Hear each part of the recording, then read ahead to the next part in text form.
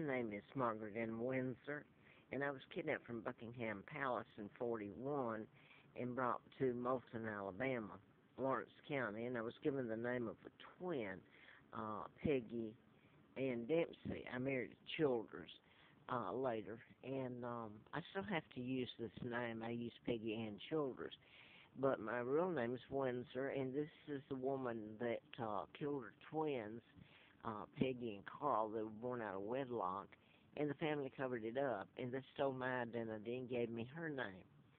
And it's near Cortland Air Base that was built in 41, and I assume that's where they brought me in. And Joe Kennedy was ambassador to England back then, appointed by Roosevelt. And you get into the Rockefellers, Rothschilds, the people that control everything. Now, they're the ones that helped kidnap me and take down my father illegally, and it was all a lie. But I wanted to get into this, and no more tonight. It's about 1 o'clock in the morning, and I'm sitting here, and I have nowhere to go. I haven't committed a crime. I had respect for the police, law and order, and now then I've come to realize that there are a few good cops and law and order, and the rest of them do what they're told, like everybody else in this. This is my things out here. I got scammed, and one of them was a ranger, horse ranger, out of, well, I needed to pay the rest of the rent. I've starved and everything and been run from place to place, and my illness used to do it. And this is orchestrated by the police and law enforcement. I wrote a book about mind control back in 76 till April of 83, and I almost died. I was almost killed. I had a letter from the U.S. Attorney, ongoing investigation, national security involved, and it was from William Harper, U.S. Attorney there. So instead of being over and better for me, it's just continued. Now that I can go on and on, and people, I'm not even sure they're picking up on this. But I wrote about mind-control murders in the book, and I thought that was the reason all the problems were happening to me and my children. And it was later in '83 I found out about my kidnapping and real name. Larry Flint was shot. I was writing about mind control. I said that it's modifying behavior and programming people to go out and shoot and kill. And you can control the agents there, whoever's doing the mind controlling programming. Anyone can control the decision making, and the person the head of a corporation or whoever, can think it's their decision they're making, and really someone else is making it for them. They can make suicides appear, disappear as suicide when really they're mind control murders. It's this time of the morning, and I have nowhere to go. And I have really been set up, in the last, what I was going to pay rent with, was taken from me Sunday, and the day before also. So I'm sitting here, and it's really dangerous for me because a lot of people want me dead because of what I'm telling. Put on YouTube, Facebook, and Instagram.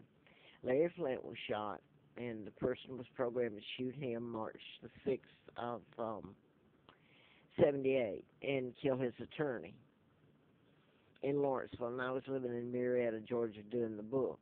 Now I'm going to jump to, he even says that I know who's responsible for his shooting. He mentions Larry McDonald, a congressman, doctor, and urologist, whose plane went down August 31st of 83. And 10 years later was when Diana died. They're illegal, Elizabeth and Charles, and therefore Diana, but that was mind control used in the car crash. But anyway, I was a candidate to replace the doctor, congressman I had written about in 78 in the book, and they almost killed me. So I'm flown out to Flint, and I'll say this. This is where I was taken when I was kidnapped and given another name. Now, I was writing about mind control murders. Got the letter from the FBI, U.S. Attorney, National Security involved. So Edward Snowden's only touched the tip of the iceberg. I'm sitting here with no place to go.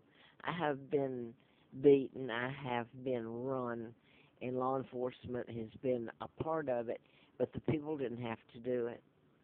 This has been like a hate crime against me because I'm British and who kidnapped me and everything. It seems to be a joke and okay. It's terrorism at the highest form. And I was telling about mind control murders, and I want to go back real quick to I didn't know about mind control or anything like that. You can Google it now. Back when I wrote the book, you couldn't. But it goes way back. One of them is that we bought a house in about, I guess it was about 65 in near Hazelton Square in Huntsville. That's NASA. And where NASA is, and we bought it from a barber. He cut my children's hair, and his name was Larry Childress, and it's the Lawrence, using the Lawrence or Larry, and a takeoff on Childress or Childers, who I was married to, and still use that name. And a little later, he appears to have committed suicide by putting his car in the garage and turning on the car and letting it run and killing himself by carbon monoxide. Well, I knew something was wrong with it. I just didn't know how to say. And so there was a list of those murders, like one of these, either the mayor or sheriff in Huntsville, in that period of time. There was a list of murders that encompassed Bonnie Saylor, who came to me in '80. Worked for the district attorney and told me about her husband blowing his head off with a rifle. I believe is what she said. Found him in a bathtub. And two others, they had top security there at Redstone Arsenal or NASA, and they were put under investigation. They were ready to retire, and all of them died. Her husband died from the rifle shot, and it looked like he killed himself. One developed rare cancer and died within a short span of time. One drove his car into the Tennessee River and died. And so this was mind control used. So I was writing about these murders. And what happened is I was flown to Flint. He furnished me a car because I was done in by that time. When the lease was up, I gave it back. Never saw Mr. Flint again except he did this article in April '84. But I'm going to put just when I came to Roanoke, this all kept going. Scott Peterson, first of all, is one of them, and his attorney, Mark Garrigus, is very aware of it. And here at Virginia Tech, that was April 16th of '07, that mass shooting was mind control. Then the psychiatrist that finished school at Virginia Tech and went on to medical school. He was born in Benton, Roanoke. He was the Fort Hood shooter. So you've got the Sandy Hook, where the young fellow, well, he's dead, isn't he? I believe he's supposed to shot his mother. And you've got these young people who are older, like James Holmes, Aurora, Colorado.